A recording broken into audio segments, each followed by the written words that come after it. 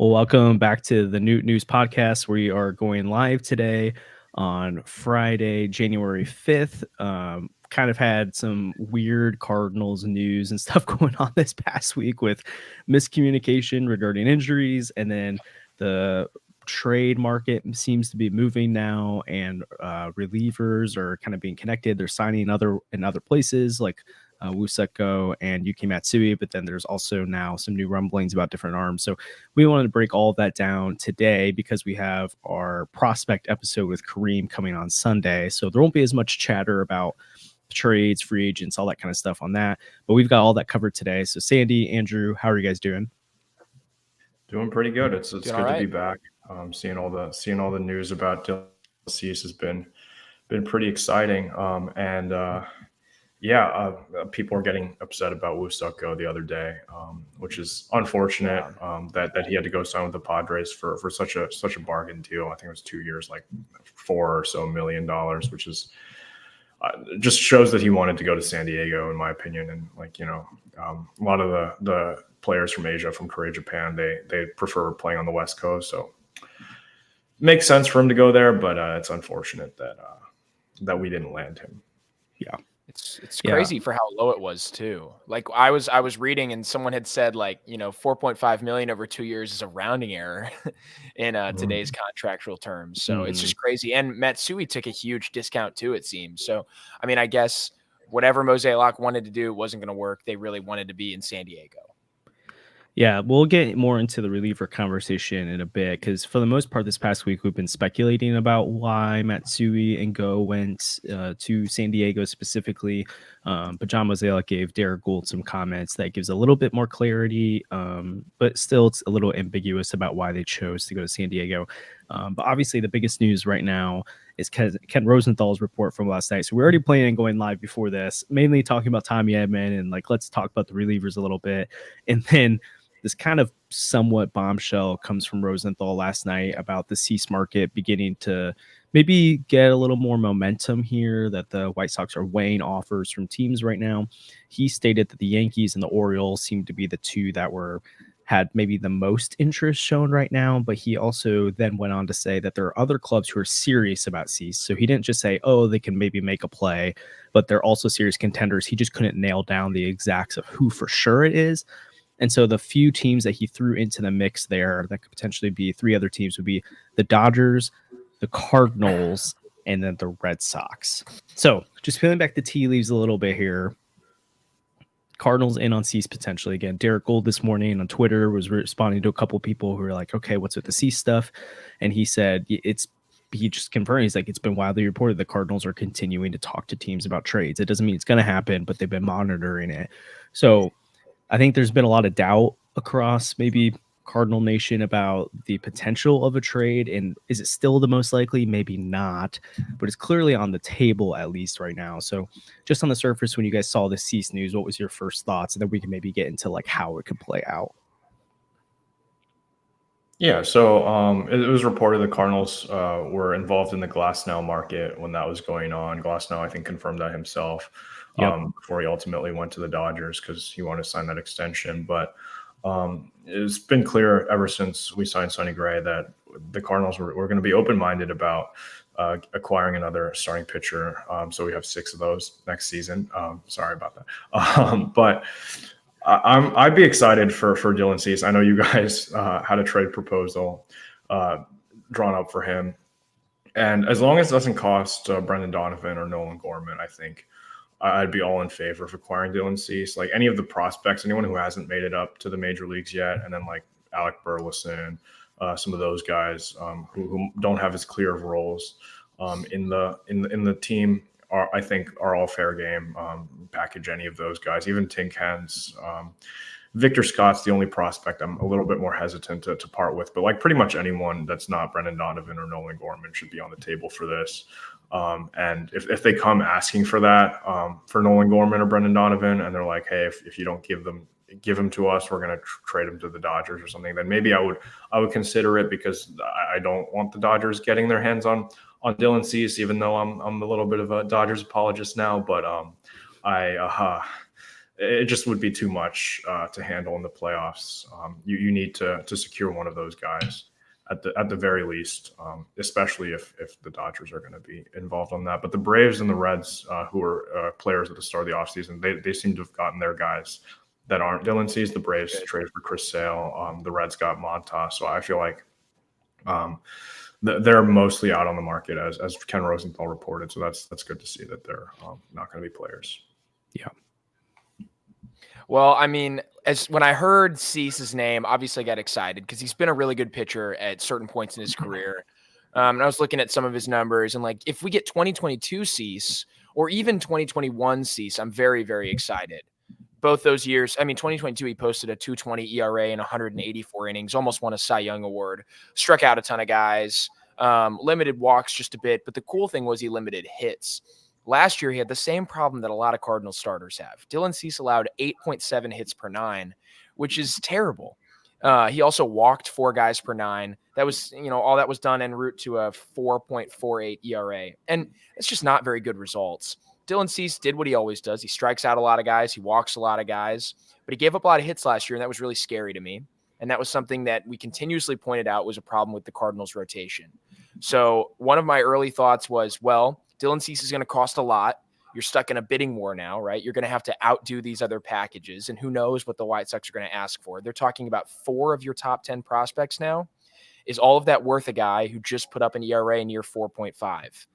I don't know. It's pretty worrisome. I think Dylan Cease makes the Cardinals better. I'm not sure he makes them better by so much that it's worth giving up Sajazi, Hentz, and Roby and Burleson probably. Like it's some crazy package like that. And it might really hurt your long-term pitching development too, because the Cardinals only have a few high ceiling arms. If you have to move 2 of them in a trade for Cease, I start to get a little worried there.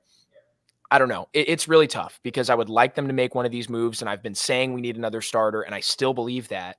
But it's like, if at the end of the year, one of the depth starters the Cardinals have has an ERA under 4, it's not going to shock me, right? If like Kloffenstein or Robersa or Thompson turns out to be a viable starter, if just one of them does, I would probably expect that. And if Cease has an ERA over 4, that's not the craziest thing either. So I don't know. It's really tough. I'm not saying those guys are better than Cease. I don't believe that. But do I think Cease is so much better than all of them? I don't know. So I'm much more hesitant than I thought I would be. I thought I'd be more excited. Yeah, I think the price is going to play a big role in this as well. And I'm becoming more and more convinced that I don't think Nolan Gorman or Brendan Donovan are going to be what has to get it done. I think that the prospect package is the way to go here, especially with the only really rumored asking price we do have from the White Sox right now. So Bruce Levine, who does a good job covering Major League Baseball, was sourced out and said that when the White Sox and Reds were talking about a trade, they asked for those 4 top 10 prospects, including Rhett Lauder, who's about a top 40 prospect in baseball. And he's, I think, 1 ranking above Tink Hentz in the top 100 right now. So you're looking at like, okay, so it's Tink Hentz, and then it was like their 5th ranked prospect who wasn't top 100, and then 2 other lower top 10 prospects. So it's not like, I don't know, they weren't asking for 2 top 100 prospects and the 2 other highly rated prospects as well. It was honestly not that bad of a package, in my opinion. And then also, I think he does have 2 years of control, but this year's at $9 million. Next year's probably like $15 million or so, and he's coming off a down year. So I'm not quite I think in some ways we maybe been overrating the value of Cease a little bit here. Which starts to lead me to believe maybe the White Sox will wait it out toward the trade deadline, which is something I also, if I had to make a bet right now, I would say that the Cardinals would wait out this toward the trade deadline as well. But I also look at the interested teams. I don't see the Orioles coughing up what it takes. I don't really see the Dodgers doing it right now, even though they could. I don't know. It doesn't seem like the move they would make right now, which feels weird considering they've made every move so far. The Yankees also, they've just made 3 significant trades this offseason and just kind of depleted their pitching depth. So I really don't see them going after Cease because it would require them giving up even more of that depth they have. So then the other 2 teams in there that I'm maybe a little bit more afraid of would be, or I guess honestly, the only 2 teams, it's the Cardinals or the Red Sox are the 2 that I see as the biggest contenders right now. You see the Red Sox, you could throw a Marcelo Mayer out there, or you could throw they have a top 5 system in all of baseball. So they have the prospects to get it done. And they've kind of been rumored on every trade arm right now. They're also looking at Blake Snell, Jordan Montgomery, people like that. So who knows? But I just, I don't really see a strong market for him in someone that would outbid the Cardinals. Now, could a team like the Orioles put together a better package than the Cardinals? Yes. And then maybe at that point, you have to use your trump card of Donovan or Gorman to get it done. But I honestly just don't see it coming to that right now. And I don't think I would do Gorman or Donovan, maybe a straight swap. But I don't think I'd make them a centerpiece of a package at this point. I don't know. It's just interesting. And so, like, I guess maybe the question is, do we think the Cardinals would actually do it? Like, if the potential is here for a package of Tink Hence, Thomas JC, and then again going kind of off of what they asked the Reds, it's probably more of like maybe Graceffo, Michael McGreevy, or maybe like it's not 4 top guys. So like you have 2 top prospects and 2 others lower in the Cardinals top 10 right now. Is that enough to kind of get it done for you? Do you think the Cardinals would actually pull the trigger on that, or do you think they're going to wait it out? Well, I have 2 things with that. Like the first thing is, I just think a lot of teams, when they talk to the Cardinals, they say we want Donovan and we want Gorman. And that's the hard thing for me. It's hard for me to believe right now that anyone's not asking for those pieces, because that's how the Sean Murphy sweepstakes played out. And it makes me upset just thinking about it. I've ranted about it many times on here before. But that's how it worked. Oakland said, we're not going to make a trade with you unless we get one of those guys, or obviously Walker or Nootbaar. And like those 4, the Cardinals obviously have seen as untouchable. And so they said no. And then the Athletics moved on and took a far worse package from the Braves. And honestly, it's ridiculous that they took that package. But it makes me think the C sweepstakes could play out in a similar way, where the White Sox say, we have this ace pitcher and you don't have an ace, and you haven't developed an ace in a long time. And so it's one of your really talented young bats or nothing. Yeah, I think one maybe difference between the Sean Murphy and the Dylan Cease thing is, like, at least last year, Nolan Gorman was, or Lars Nootbaar was a promising up-and-coming guy, but I feel like he's a little bit more established now. So I think his value's gone up even more. So I feel like it's even more ridiculous to ask for him in some deals. Same with Brendan Donovan, but then also Sean Murphy had 3 years of control and was probably the best catcher available in all baseball, which you could say Dylan Cease is maybe the best pitcher that's available on the market right now, but I think the gap between Sean Murphy and the next best guy, and the gap between Dylan Cease and all these other options available, I just don't think is the same. So that's where I'm kind of like, I don't really know if, like, teams can ask for it, but like clearly the Reds are just like, bye, we're out of the sweepstakes right now. There's teams that are saying, yeah, we're done. We're not going to go after him if you want this. And those teams are even more conservative than the Cardinals when it comes to making big deals like this. So I don't know. Yeah, I mean, I would be warmer towards Cease if I knew that we could get an extension done too, because it's like just 2 years is like, it's not what I want, you know? If you're going to pony up what it takes to get a guy like Cease, you need to make sure he's here for a long time. Yeah, I think that's something they could do. Also, something that's interesting is when it comes to like Cease's numbers last year, most of the peripherals lined up with 2022. So he didn't like lose velocity in his fastball. His breaking stuff wasn't worse. Something that's just a concern with him in general is he has one of the lower control. Like when you look at his control in general and his location plus numbers, it's among the worst of qualified pitchers, even when he was at his best. So he's kind of one of those guys when you don't know if he's going to locate it, but his stuff is so good that it doesn't really matter most of the time. But last year bit him a little bit. And then also he's on this just crazy bad White Sox team that was not just bad on the field, but there was turmoil in the clubhouse. It was just, I mean, very few times you have a GM come in and say, I literally don't like my roster. Anyone's available. Let's blow this up. Like, people just don't say that about their teams ever. That's what Chris Getz has done about this White Sox team. And there was a 56 inning stretch from June to the end of July when Cease had, I think it was a 2.64 FIP, 3.34 ERA. Strikeout percentage was over 30%. Walk rate was under 10%. So he looked exactly like himself again for about basically a 2-month stretch in the middle of the year. Then it kind of fell off again at the end, and it started slow at the beginning. So I think in some ways the White Sox are like the juxtaposed position of like the American League Cardinals, but now they're headed toward rebuild when the Cardinals are trying to turn things around. So I personally would be shocked if Cease is as bad as he was last year again. I don't think he could be that bad, but I think he could post an ERA over 4 again, and it wouldn't shock anybody. I think it would shock me. Like I'd be because at that point you're not a top starter if you're doing that 2 years in a row, and that's what I see him as. Even his expected ERA last year was 4.13.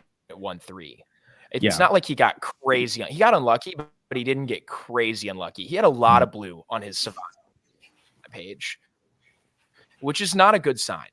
And like, while some of it, obviously his stuff was still pretty much the same as it was in 2022. His control was worse.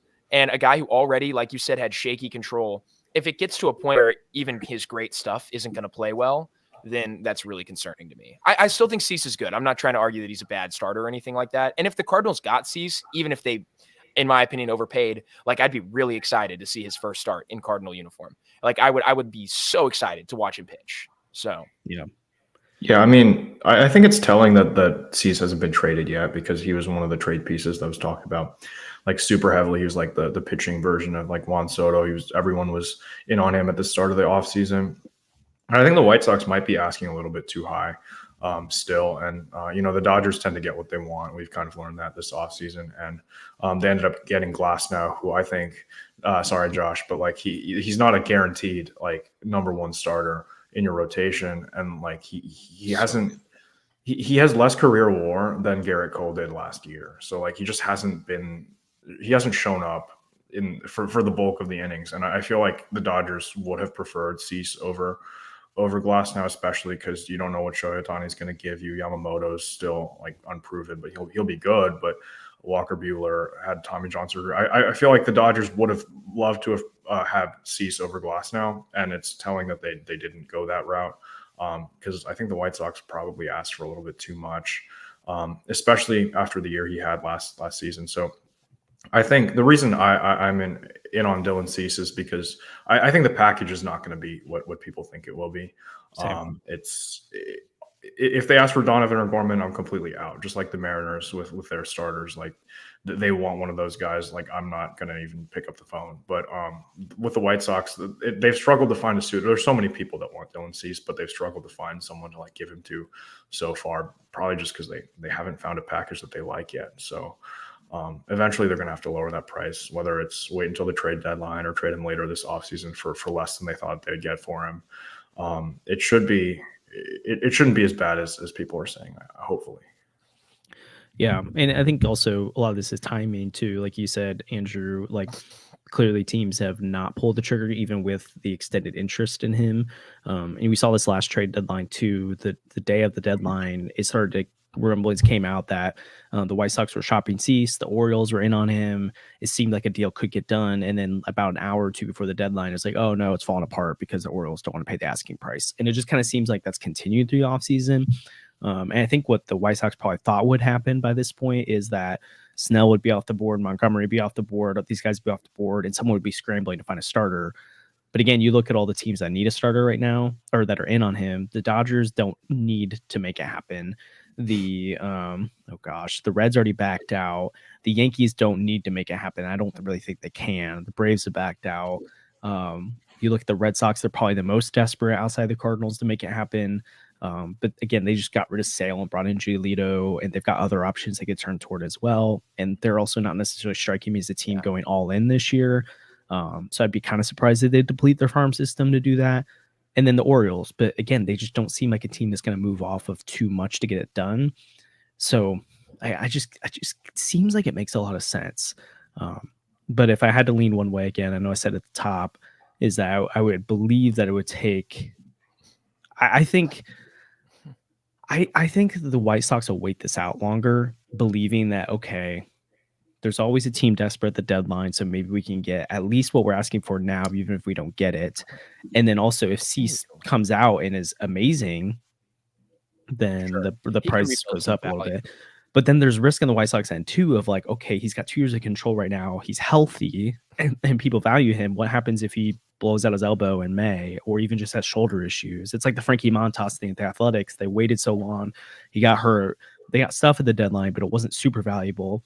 So I could see the White Sox also pulling the trigger now, being like, we don't want to risk the idea of losing out value even more. And the next offseason is got 1 year of control, and it's not even, there's no value there. Yeah, I mean, I really liked the Athletics package that they got back. Actually, I think Waldichuk has been so much better than Montes would have been, and he even stayed there. True, but like kind of what you're looking at the offseason before, it was like it was a lot stronger of a package that they were supposed to be getting for him.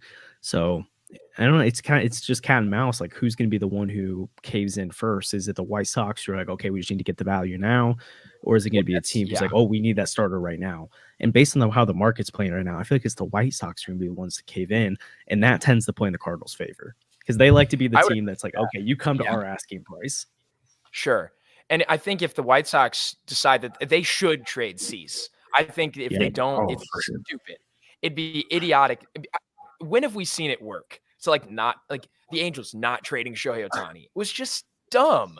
They had 3 really good opportunities to trade him, and they should have traded him at every one of those opportunities. The Nationals years ago not trading Bryce Harper, the Rockies not trading Trevor Story.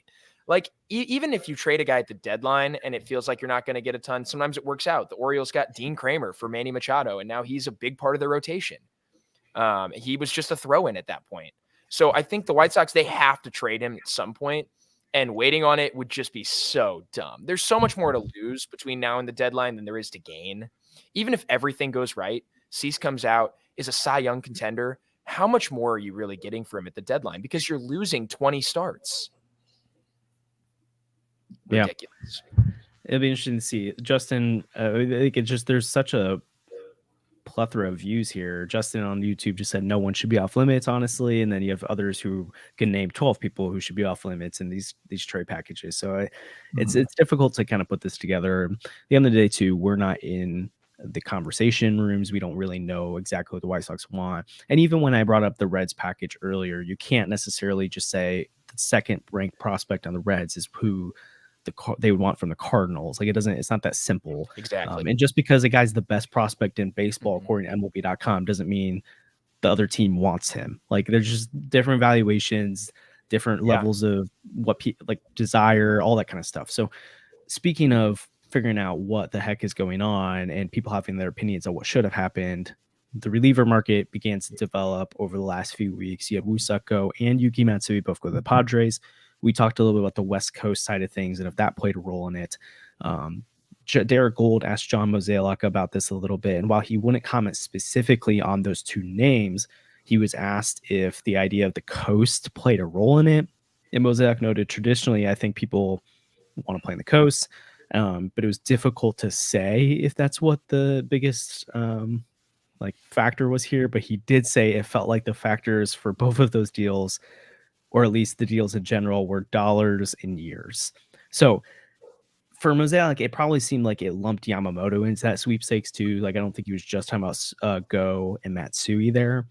But he did make it sound like at the end of the day, they took one of the best offers available to them. He didn't make it sound like, oh, we made a really good offer and they decided to go to San Diego at a discounted rate. But it's hard to know exactly what they're doing. But then you also, some more information from Gould today that I think is really interesting is that sources have told him that they are looking to sign a reliever in the same AAV range as what Matsui got, which that's about $5 to $6 million a year. And then he's continued to connect them to different names like Phil Maton, Ryan Stanek, and Hector Neris from the Astros. Jordan Hicks has continued to be connected to them as well. And then a newer name that's popped up recently is Ryan Brazier, who was really bad at the Red Sox this year. But then when he went to LA on a minor league deal, he threw, looks like 38 2/3 innings with a 0.7 ERA, 38 strikeouts. And the biggest difference for him was that he started throwing a lot more cutters, which he threw 0 with the Red Sox. And then he threw like 128 with the Dodgers, significantly lowered his fastball usage and was incredible. So I know it's a lot spitball at you, but what do you think about the idea that it sounds like the Cardinals may not have even outbid the Padres on Go and Matsui? It seems like maybe they weren't super high on either of them and preferred maybe these other options available. And then let's leave it there for a second. What is that? How does that sit with you that maybe they didn't make a significant offer at Go or Matsui? Yeah, with Go, he wasn't amazing last year in the KBO. He posted a 3.68 ERA. There were some injury concerns there, so he was a lot better in the season prior, 1.48, and then a 2.17 in his age 22 season in 2021. So he was really good age 22, 23, but then last year had some injury concerns.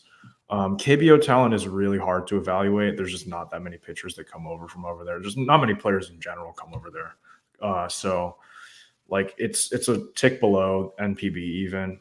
So it's really hard to predict what a guy like Woo-Suk Go is going to actually do. Like maybe he'd be really, really good in the majors, or maybe he's just terrible. And I wouldn't really be surprised either way. I think you have to take the flyer though. Like 2 years, what was it, 4 point something million? Yeah, 4.5. That's not like any. If he's terrible, just DFA him. That's not any money. Send him down. So I feel like you had to be at least matching the Padres asking price for him. With Matsui, it was a longer contract. I think it was 4 years. There's a lot more risk there. Matsui is a smaller pitcher. His hands are a little bit small.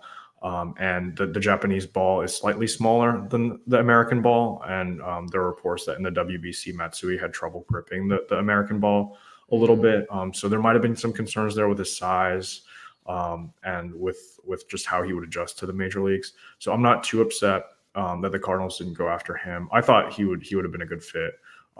Maybe less years, higher AAV, but if he wanted stability, to go to San Diego. I know Darvish was recruiting a lot of the Japanese players.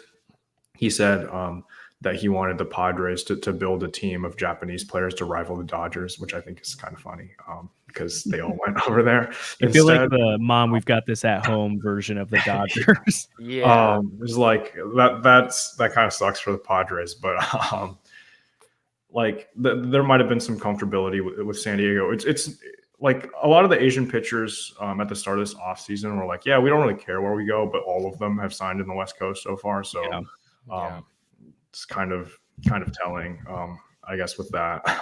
Probably just a negotiation tactic. And there definitely is preference for the West Coast. Even Ichiro, like way back, signed with the Mariners.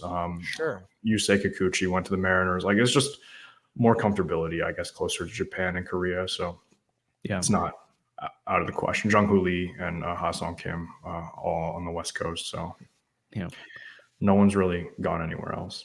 Yeah. And it's also important to note, too, we don't know for sure how much of John Mozeliak's comment about dollars and years applied to Go and Matsui specifically, because, again, you did have Lee go to the Giants on $100+ million, Yamamoto go for over $300 million, which is like name they're significantly linked to. So I'm sure he was kind of talking about Yamamoto a little bit there, too. I don't know how much Ohtani played into that for his comments, but there's a lot of different players who have signed. It's not just those two. But Sandy, what are you thinking about that? I don't know. I'm personally like, it's fine. I would have liked to see them go, especially on such a low deal. But if there's questions, then it's fine. It's a reliever. And even if he has a really good season, it's whatever. There are plenty of relievers out there. The Cardinals just need to go get an established major league reliever. And honestly, I'd probably rather have a guy who I have less questions about. I don't really care for the Cardinals' history of signing relievers. A lot of them have been really bad. Cecil, Miller, Gregerson, Holland. Like I can go down the list and name guys that the Cardinals have signed that haven't worked out.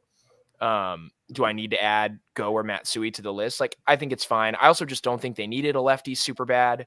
It's like, why would you give up 4 or 5 years for Matsui when, I mean, maybe you don't want him on your 2028 roster, but that wasn't an option. He had to be there. So personally, it's like, this is fine. Maybe it takes the Padres out of the bidding for a guy like Robert Stevenson, who I really think the Cardinals should add. And I would much rather see them go get a more proven arm, a guy that's succeeded at the MLB level before. I'd rather them swing and miss on that kind of deal than swing and miss on a deal from a different market. And also, it's been talked about. Andrew has really kind of been talking about this. So have I. I think some of the talent from the NPB is starting to get overrated a little bit. Like, is Yamamoto good? Yes. Is he a $300 million pitcher? Only Garrett Cole has ever been a $300 million pitcher. Like, do I think Yamamoto is instantly going to be a Cy Young winner? No. So I think that's absurd. is Shota Imanaga worth $100 million plus? Andrew seems to think he's absolutely not. And he's arguing people on Twitter. And you're right. So I just think like, man, I'm okay with us not entering these sweepstakes right now. The reason I really used to like signing these kinds of guys is because you got crazy value. Seung-Hwan Oh was a really good reliever who you got for almost nothing. Miles Michaelis is a really good starter, and you got him for almost nothing because everyone was so focused on international amateur talent and, you know, developing their own talent and MLB talent. But now that everyone's eyes have seemingly gone over there and everyone is hyper focused on what the NPB has to offer, I'm less interested because I don't think you can go bargain hunting the way you could before. Yeah, and that's kind of what. Can I touch on Imanaga really quick? Yeah, go for it. Because it's just like I've heard people like saying that like he's worth $100 million or whatever. There's Japanese ERA plus, which is something that like it's not the same as MLB ERA plus because they don't have park factor taken into it, but it's similar in that 100 is league average and like over that is better than league average, and then under that is below league average. So Shota Imanaga had an ERA plus last year in NPB of 106. That means he was 6% better than league average. Facing Lewis Brinson. Yeah, which is just like not like his ERA was low, but that's because everyone's ERA in Japan is low. Like you don't score a lot of runs there. The ball doesn't fly out of the park nearly as well as it does in the US. And Shota Imanaga had a home run problem, which is crazy. Like the Yankees are out on him because he has a fly ball issue, and that's a small park. So he's not worth $100 million. I would give him the Steven Matz contract, and that's still being a little bit generous. I just don't think he's going to be like if he posted an ERA below 5, like that would be pretty good for him. I think. Yeah. He pitched worse than his teammate for the Bay Stars, who's I'm not going to say his name, but he's also a free agent this offseason. So like he's not. The Cardinals just need to stay away from that, especially $100 million. It's just not. It's not going to work. Yeah, there's a couple of thoughts in the chat that I think are interesting. And the WBC stuff. Jacob Arnold won. He pitched the final, which like he threw like 3 innings, gave up a home run to Trey Turner. He navigated it okay, but like that's like 3 innings. It doesn't matter. Jacob I'm going to be honest. Newberry, I was just gonna say Blake Newberry hit on both sides of it earlier. Because I think it's at least helpful because you do have you're pitching in major league ballparks. He is pitching against better talent, but then also they're able to track his StatCast data. Very small sample size, but he had 4 pitches that graded out over 120 stuff plus, which 120 is really good, and so. It's hard to fully know what that means, but that's on the that's the intriguing side of Imanaga. But then also Blake, I think, did an incredible job on this months ago when Imanaga was projected to get more of a Steven Matz type contract, that his home run rate is terrible, and that it's almost doubled for every single pitcher who's come over stateside that you could do a comparable deal to. It doubled for Darvish, it doubled for Ohtani, it doubled for Senga, it doubled for pretty much all of them. And if his run rate doubles or doubles or more for all of them, it'll be over 2 home runs per 9 innings. That's horrible. So obviously it doesn't like Andrew's talked about this too, that is more of a contact first oriented space, and he's got sneaky strikeout stuff, so maybe he translates a little bit over here and gets more swing and misses. But a more home run driven league with a guy who gave up a lot of home runs in a contact friendly league scares me, especially over $100 million. So Imanaga, I take it back. He threw 2 innings in the WBC final and he let 4 hits. So here's what happened. Mookie Betts flied out. Mike Trout doubled. Goldschmidt struck out. Whoops. Arenado grounded out. Whoops. Schwarber flied out. Trey Turner homered. Realmuto singled. Mullen struck out. Tim Anderson singled. And so then basically the Phillies. Basically, he just got this just really good sequencing on his part. Like he didn't even pitch well. Yeah. Anyway, I just think the WBC doesn't matter. Like I just don't care. Well, that's because we're Americans. I don't understand why people are saying that. No. I like watching the WBC. I'm not going to say that. Like, it's really fun. It's like, but I don't think the WBC should be used for player evaluation ever because it's just who cares? Oh no, it's an exhibition with a tiny sample size. And I'm not saying you guys think it should, but the people that seem to be saying like, oh, Japan won the WBC, NPB is every bit as good as MLB. Like that's crazy. Yeah, that's too far of a I mean, Yamamoto didn't even pitch well in the WBC. And he just got like he served up like a couple like runs to Mexico, and he almost blew the game for them in the semifinal. But like, no one wants to talk about that. But whatever. Well, let's keep going with the reliever talk a little bit too, because I think this plays into a little bit. Life Journey said you prefer bargain bin players, which I don't know. I don't know if he was saying he prefers it or if he's saying we do. But in all honesty, actually, when it comes to bullpen pieces, I do prefer the bargain bin guys. I do prefer the guys that don't cost a lot because of what Sandy said. You go after Andrew Miller, you go after Brett Cecil, you go after Luke Gregerson. And it's not just the Cardinals. You look around all of baseball, reliever contracts are by far the hardest to predict. And guys are so volatile year to year that I wouldn't hate the Cardinals going out and getting a larger contract on a reliever. Jordan Hicks is probably the one guy out there I would do it for because we're familiar with him and he's younger and his stuff just plays. But when you're looking at this market, the Cardinals have from Katie Woo and Derek Gold have both reported as of today that they're looking at that $5 million-ish market per year for a reliever. That's really affordable and it's not going to break the bank if they go poorly. You get a guy in something like that, whether it's any of those names we mentioned earlier of Neris and Maton, Brazier, Brett Suter was another guy that was thrown in there, I believe. Robert Stevenson's probably cost a little bit more than that, but who knows? Like someone in that kind of realm, that's when the Cardinals tend to find the best relievers. But then also, like, it's not just the Cardinals. The Dodgers do this too. Brazier, again, they signed him to a minor league deal, and he was incredible. They got Shelby Miller, I think, on a minor league deal last year. He was incredible. Most successful bullpens aren't built on a bunch of $8 to $12 million contracts. You have one or two of those guys in your bullpen, but most of them are guys you sign those minor league deals to, you hope for a bounce back on. And you sign 4 or 5 of those, or maybe 3 of those, then you tend to get 1 or 2 to work out. If you sign one big guy, it's kind of all or nothing. Yeah. I'm all in for Carlos Estevez at the trade deadline, by the way. The Angels aren't going to trade him because they want to contend, and I think that's cute, but they're going to trade him at the trade deadline, guys. Andrew is so snake bitten by the Angels. It's so sad. Well, they're not going to contend. They tried to contend with Shohei Ohtani, and they're going to add Cody Bellinger and Blake Snell to try to replace him, and it's going to blow up in their face. Just watch. Cubs fans, after the Angels add Cody Bellinger, they're just going to be an absolute shambles. I want the Cubs to add Cody Bellinger. I want the Cubs to add Cody Bellinger and Imanaga, and just like Imanaga to Chicago would be awesome. Like I'm all for it. Like just go do it. Imanaga's so good, Cubs fans. Like he's like be so excited for him. He has a sub-3 ERA. Isn't that so exciting? In the best league, and MPB is better than MLB, guys. Well, yeah, they won the WBC. Yeah, like they're the best league in the world. Clearly, their best player definitely didn't just sign a $700 million contract with an MLB team. No. What is happening?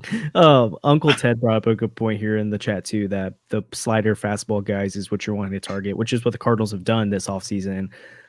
With Nick Robertson, why am I blanking all the guys? Ryan Fernandez, the guy from Seattle that they got. Man, he was in Gold's article today. I cannot remember. Save my life. Riley O'Brien. So they've been going after that kind of mold of guy, the guys that have been really successful, or at least the profiles that have been really successful out of major league bullpens right now. So I like that they're continuing to target that. And I think if you get one of those guys that's been rumored from Katie Woo, Derek Gold, this bullpen looks a lot better. If you can get 2 of them, then I'm no longer do I not even have I'm not worried about it anymore, but then I think it can start to become a strength of this team as well, which would be really important. I think the Cardinals already have one of the stronger bullpens they've had in recent years. Like I think this bullpen could be really good. I think there's more certainty right now than there has been at times between Romero, Gallegos, and Helsley. Like if you can presume health, I think this is every bit as good as the bullpens they've put together for the last while now. I think Romero as your third reliever is much better than Genesis Cabrera as your third reliever. I think they're stronger at the back end. I think their depth is really strong, especially knowing Zach Thompson's going to start in the bullpen this year. I really like that. I think he's a really good reliever. And the starting depth is so much better that the bullpen's not going to be overtaxed. And so that's something that's super exciting. You have guys that can make spot starts. You're not just going to be pulling up random guys. And I hope you never see another bullpen game. I hope there's 0 bullpen games this year because that destroyed us last year. I'm actually all for not signing any relievers and getting another starter to move Matz to the bullpen as a long man, because I feel like he'd be really good, or he was really good last year in that role. And I feel like with Romero and Helsley and Gallegos, I guess we can throw him in there. But like it's pretty solid if you have Steven Matz giving you high leverage innings. I just wanted to shout out Uncle Ted for saying the Angels have Ron Washington, so they're not irrelevant at all. And Ron Washington in Anaheim, he's not going to make the poor decision of sticking someone to celebrate, be closer to celebration, because they never celebrate anything in Anaheim. So that's crazy. The Nelson Cruz stuff still legendary to this day. Oh my gosh. Oh my gosh. Hey, I'm glad Ron Washington gets another crack at it. He seems like a good guy. Everyone loves him. Yeah. I mean, he got his World Series with the Braves, so now you can just go chill and have October off in Anaheim. So. Oh my gosh. Hit the golf course early. Man, Andrew, hopefully Angels podcast doesn't discover this and start clipping you. Hey, it's fine. I stuck with you guys for like 3 years. It was the most painful 3 years I've ever had to endure as a baseball fan, and now it's over. Oh, it looks like we got a Yankees offer in the chat for Cease. Interesting. But yeah, so keep monitoring the reliever market. I think you both made a good point though about the Matt side of things. Could potentially be something that, like, if they were to add another starter, they did go get a Cease. So they did go get Luzardo, which is before today and last night would have been the thing that would have talked about today, is that Derek Gould talked about the only name he had really heard legitimate conversations with, or maybe legitimate conversations and maybe it's a little too strong, but at least that there was potential talks there so far beyond just putting feelers out, was Jesus Luzardo. Now again, that's his sources, so it seems like the C stuff is a little more real than people have let on before. But if they go and get one of those guys, you move Matz to the bullpen, it strengthens it even more. So I think at this point, especially if they do something like that, you really only need one bullpen arm, and then we all can predict who the best arms are going to be right now, but it'll be like September, and one of the guys that I think Helsley's going to be fine, but like, would it shock me if Gallegos is terrible? No. Would it shock me if Ryan Fernandez is their second best reliever? No. Like, it's just how bullpens tend to work out. So keep an eye on there's a lot better stuff in this bullpen than there's been in the past, though. Exactly. Like, there's prospects too that could come up. Edwin Nunez and Matt Swanson in particular, I think, could be really good at some point. Or even some of the starting pitching prospects, like Graceffo could make an appearance. TK Roby or Kent could come up there. There's Wilkin Rodriguez that brought back on a minor league deal. There's Zuninga from last year. There are just a lot of arms. And so you might see like the bullpen mix change throughout the year, but then by September, August, you kind of got this strong mix that you've identified. So I really do like that. You're not going to have Casey Lawrence or Jacob Barnes or people like that getting innings this year. They have the depth needed. I have to ask, though, if they get another starter, is Matz the guy that goes to the pen? And do we want that? I really like Steven Matz. I think more than the average person. I'm kind of a Matz apologist, and I'm just not sure I'd want him moved. There is an argument that Matz was the best starter we had last year outside of Jordan Montgomery, of course. And once Montgomery was gone and Matz was hurt, you saw a team that had nobody that could do anything in the rotation. I think Matz is, like, honestly, he's a good starter, and he's so cheap. Yeah, the fact that Matz is being paid $11 million to do what he did for the Cardinals last year, 2 WAR, 3.86 ERA, 3.75 FIP, and over 100 innings. I know he got hurt, which is, it stinks. He hasn't been able to stay healthy, but $11 million for that is crazy. That value off the charts compared to what other teams are paying for and not getting. So, and he had like a sub 2 ERA in his return to the rotation, which was like 8 starts. So I think it's less about Matz being the worst starter and more about like the fit, because I think it was Gould who talked about it, but someone wrote about it recently that Kyle Gibson and Lance Lynn are not going to be moved to the bullpen, at least early on, because they signed them for that role. That's what they told them if they're coming in. They're not going to do a whole like, oh, sorry, we didn't do that. Maybe it was Brendan Schaefer. I can't remember. Wait, but Contreras. I know. But then you're also do you want Miles Michaelis in the 7th inning? Do you want Lance Lynn in the 7th inning? So I think it's more about Matt's moves to the bullpen because he's shown he can kind of do both, and he would be really effective in the role. And then again, the starting 5 is like the likelihood they all stay healthy throughout the year is pretty low, and the likelihood they're all available at the end of the year is pretty low. And so you probably end up getting Matt's back in the rotation unless he's the one who gets hurt. So Lance Lynn could go down. Michaelis could go down, Gray could go down, the guy they trade for could go down, Matz gets back into the rotation. So I would be shocked if you got to October and they still have Steven Matz, and they have maybe Sonny Gray and Dylan Cease. I think Matz starts game 3, even if he is the bullpen guy toward the end. I think that's when they would start moving Lance Lynn out of the rotation or Kyle Gibson. They're not going to, at that point in October, they don't care about the contract. They're going to put the best guys out there. But also that's something too that's been noted. Again, maybe it was Gold, but someone said, because Augie just asked, why isn't Matz throwing the trade? He's a guy that, yeah, it was. Okay, now it's all coming together. Derek Gold's chat that he said Matz would move to the bullpen because of the role, or he'd be traded because of the money. So like, there's just not really a scenario where we see Kyle Gibson, Lance Lynn, Miles Michaelis move to the bullpen. So this is why I really wish that we only had one of Lynn and Gibson. Like I like the moves more than I did when they happened, because it's like I get what the Cardinals are looking for: certainty, lots of innings, but also it's like I would so much rather have one, so there's still room to add another starter. I don't want Matz in the bullpen because I think he's one of our right now. I think Matz is the second best starter on the team. Mm-hmm. He's not going to be your number 2 because of health and because of durability. But like I think Matz, in my opinion, probably will have the second lowest FIP and ERA on this team at the end of the year as currently constructed. Yeah. So well, I could even make the argument potentially though on the flip side that you could say like Lance Lynn, Kyle Gibson, or Miles Michaelis might be the better, at least since what Matz has shown us so far health wise, the better regular season arms. And again, they didn't sign them to be the game 2 starter. They signed them to get them through 162 games. And again, all 3 of those guys are probably never going to stay healthy. Like even if they have the track record, one of them probably gets hurt. So, and I'm at least excited so far that the Cardinals haven't ruled out adding another starter. They're not saying like, oh, we're totally good. Yeah. They just are doing the typical Cardinals thing that they're not going to commit to anything.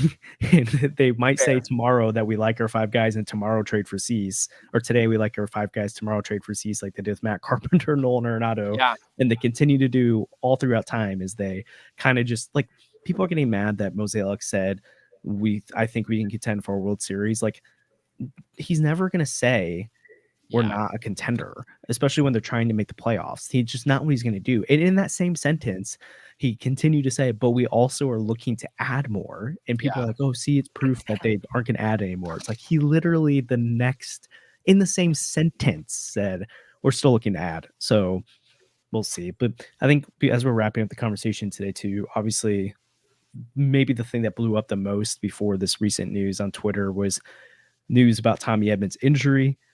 And there's a lot of frustration among the fan base specifically, and probably not as a lesser level of frustration, but there definitely is some kind of questioning from media about why this wasn't revealed when they've asked John Mozeliak about this in different instances this offseason. But it was announced first in John Denton's report on MLB.com, and then Jeff Jones talked about it a little bit on Twitter, and then it kind of caught fire from there, that Tommy Edman underwent arthroscopic wrist surgery this offseason in October. He's expected to be ready for spring training, but it doesn't sound like it's guaranteed right now. Before we even talk about what that means for center field, you saw that news come out. You saw the reaction on Twitter. What are you guys thinking about that? About like how the Cardinals handled the communication of it? I mean, the communication needs to be better, but like it's not. Oh, no, you go. Yeah, the communication should be better, but like it's not that big a deal. If he's ready and healthy for spring training, it doesn't affect anything. Like it probably makes more sense now why they kept Carlson around. Just to have that insurance there in case Edman like isn't able to play center field. But like if you have Newt Barnes center, Donovan in left, Gorman at second, and Burleson DHing, that's not the end of the world. That's still like a pretty solid lineup. I would rather have someone else DH that's not Burleson, but that's how it's constructed right now with our roster. If Tommy Edman happens to go down, it's maybe one of the things that was indicative that the Cardinals were shopping Tommy Edman at some point, keeping that under wraps for a little bit, probably boost his trade value. They're probably not going to trade him now anymore because of health concerns, and they'll just wait for him to get healthy if they intend to move him. But it's a little bit frustrating, but it's also not like the end of the world. It's not like, oh, the front office is terrible, they can't be trusted, like a lot of people are saying. It's okay. Like, we'll be fine. I don't think it's the end of the world. Like, it's annoying. It's annoying to know, okay, this guy was hurt and we didn't know about it. But at the same time, I don't think it's like, oh my gosh, the Cardinals front office is lying to us and it's this conspiracy. I think, yeah, like it's fine. Okay, Tommy Edman had surgery. I wish that we'd known about it. We know about it now, and we have a lot of time left. I understand riders being upset because it's their job, you know, and it's like, I need to be able to report on this when it happens. But it's whatever. Like, it's a nothing burger to me. Yeah. Quick hi to Kareem. He's in the chat right now. He's joining us on Sunday to talk Cardinals prospects. So really excited about that. 2 p.m. on Sunday Central Time. Join us for that. I'm with you on that. I wasn't really like too frustrated about it. I think maybe where I maybe it's more less about Edman specifically, and it's more about you had Adam Wainwright pitch with a partially torn labrum the whole year, and that wasn't talked about till after the season. You had the Tyler O'Neill stuff where communication was really weird. The Wilson Contreras communication was really weird. It just seems like communication is a consistent issue with this Cardinals front office right now. And so I get why people are just done with it at this point.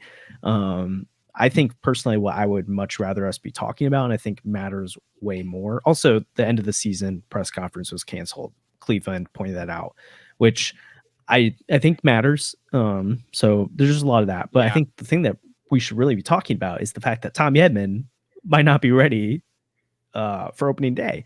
Now, I would be shocked about that. It seems like they expect him to be ready, but if he comes into spring training limited, or his progress isn't just doesn't go as well. Victor Scott. Yes, I do think it begins to open the door for a Victor Scott or Dylan Carlson, because we saw what happened with Dylan Carlson 2 years ago with his wrist injury. It zapped his ability at the plate. Yeah. Again, Tommy Edman's not a power guy, but wrist injuries do tend to hurt that a little bit. And even if you're more of a slap line drive hitter, I mean, if you're hitting the ball less hard, it's not going to get through the infield or get through the gaps as much. That could affect him at the plate.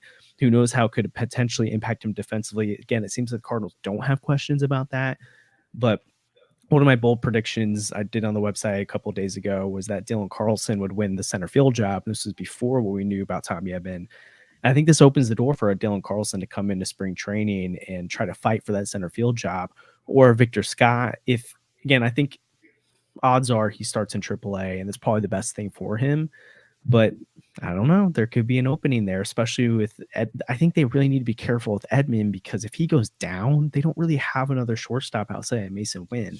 I get Thomas Ajayci can play shortstop and Brendan Vaughn can play shortstop, but neither of those guys you want as a regular shortstop. And so I just think this could be a really interesting storyline to follow. But what do you guys like? If Sandy, if Edman's not available, what do you think the center field play is?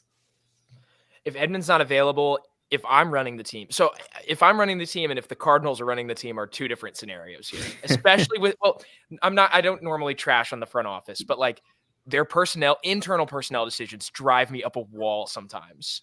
So if I'm running the team here, I think Victor Michael Ciani. Oh no, not Ciani. I don't even know why, but I just like chose him to pin all of 2023 on because I needed somebody I wasn't emotionally attached to. And Taylor Motter was already taking too much from me. Oh, okay. Dude, I hate that guy so much. I'm sorry. I don't mean that. I like Taylor Motter as a person, and I wish that he'd been better in a family uniform. No. So if it's me running the team, Victor Scott has a very real chance to win the job right out of the gate. Like if it's my choice, then it's Victor Scott. It's his job to win in spring training. But if he doesn't look good in spring training, then I'd probably be inclined to go with Dylan Carlson. I don't think it's a huge deal. I would obviously like Tommy Edman to just be ready because I think he's the most complete player on the roster who can play that right now, except for Scott, who might not be ready. But that's what I'd be going with. I wish the Cardinals would go out and sign a depth center fielder at this point, where it's like at least we have somebody we know can go play center field. I would actually go the opposite. Like, because I was thinking, because there's some people that are mad they didn't go Bader. Well, not opposite. I would go in a different direction. I think they need more depth at shortstop because I do think at the end of the day, you have Edman, who should be the guy. You have Carlson. All the young in the Dylan Cease trade. Ooh. Could you imagine? But you have you have Edman, Carlson, Nootbaar on the roster, and then you have Scott, who can play center. And then when you go to shortstop, though, it's Wynn, Edman. Like, I just think you're a lot thinner there. You're thin at both of them, but I think shortstop's the one a little bit more worried about. I think there's a little bit more question marks. Just takes one injury, and then you have one shortstop on the roster. And I don't know. I can't really think of anyone in the organization right now I'd feel good about or even okay about running out of shortstop right now. Again, I love Thomas JC. That's not where he should be playing. And that's a lot of pressure to put on him or Scott to have to come out opening day and do it. If one of them wins the job, that's awesome. When we have Kareem on Sunday, we can talk about his development as a hitter this last year. It's been phenomenal, Scott specifically. But at the same time, it's still a question mark. Can you hit big league pitching right now? Yeah. And Edman's defense at center field has gone so underrated, even by me. It's like good. I was kind of indifferent about him. He had 5 DRS in like 45 games out there, I think. And if you put that over a full season, he would have led all center fielders in baseball and defensive runs saved. Really good. So like below average arm. So that's a problem. So he's not going to be a Gold Glover, but he's got the range that better or equal to range of anyone in baseball, including Harrison Bader. So center field's not really a question to me. Yeah, I think that's fair. Now I just want Tommy Edman to be healthy. That's what counts here. Because if he's not healthy, then I think it's okay for people to start being upset with the front office. Like if he's not healthy, you can say, okay, come on. Like, what are we doing here? Why are you not communicating that? But if they expect him to be ready, it's fine. Yeah. Really interesting to see. And then as the season goes on, his player performance goes up and down. Like Andrew mentioned, Alec Burleson is someone, and he's a guy in the second half. His OPS went up 100 points. He had Aaron Judge was the only player in baseball who was more unlucky when it comes to WOBA and expected WOBA. Like I saw a Yankees fan coming out and trying to say like, "Oh, Aaron Judge should have been even better last year." And then the second person on the Baseball Savant page that had the biggest difference between their WOBA and expected was Alec Burleson. Like he's a guy that hits the ball hard, got really unlucky last year, so he's a guy that could get more playing time. So it'd be interesting to see if Edman moves down to more of a utility role. If Nootbaar ends up sliding back to center at any point, Victor Scott takes center. If Dylan Carlson emerges as the guy we thought he was going to be for so long, Thomas JC comes up, Brendan Donovan, Nolan Gorman, Jordan Walker. Like there's all these different names right now. Ivan Herrera might need more playing time, which moves Contreras to the DH spot. Like there's just a lot of moving parts right now. And so I don't know, it seems pretty unpredictable, but it's kind of fun at the same time. Yeah. Well, I think that we've pretty much covered the current state of Cardinal baseball right now. I'm not really seeing a lot more in the chat that we need to chat through today. But again, if you haven't subscribed to the channel already, we really appreciate it. It helps the channel out a ton. We're trying to do a lot of fun stuff right now. Again, we've got Kareem coming on Sunday. We've got a couple other guests kind of lingering right now that we're hoping to lock down some times with that we're excited about. We'll be at winter warm-up at some capacity as well, so you can expect some content from that. There's just a lot of fun stuff that we've got planned for 2024, and so we'd love for you to be a part of that. Just hit subscribe, like the stream as well. That's really helpful. Sandy, Andrew, you got anything off the top or off the back end? Yeah, go follow us on Instagram. We're almost at 1,000 followers on Instagram, so that's super exciting. We appreciate your support on all the social media platforms. Again, subscribe. It helps us out. Once we hit 1,000 subscribers, we'll be able to do a lot more fun stuff. Some of our capabilities will open up, so that'll be awesome. And yeah, catch us at Cardinals Caravan and Winter Warm-Up. I think Sandy and I are going to go to Jeff City or Hannibal to try to catch Lars Nootbaar, and Josh will be in Peoria or Bloomington to try to catch Jordan Walker and Victor Scott. So that'll be super exciting. Oh, yeah. Come say hi to us. It'll be a great time. Yeah, it's going to be awesome. We, again, we love doing this. It's one of the favorite things that we get to do now. But yeah, please, any way you can engage with us on social media or anything like that, super helpful. Definitely the most important thing right now is subscribing to our YouTube channel, but seriously, go follow us on Twitter. Go check us out on Instagram. We've got reels that go up. It's really exciting. So, all right. Yeah, and if you're playing NBA Winter Warm-Up, hopefully we'll try and plan to have some times where we'll let people know where we're at, so you can find us if you want to connect or anything. But again, like, subscribe, really helps the channel out a ton. Again, Sunday 2 p.m. we've got our Kareem episode where we're going to be talking about prospects, and again, he's one of the best out there with Cardinals prospects right now. So we're really excited to see and hear more about that from him. Yeah. So if you've got questions about prospects as well, let us know on Twitter or join our Discord, which you can join through our membership program on our YouTube channel. And yeah, we'll see you guys Sunday.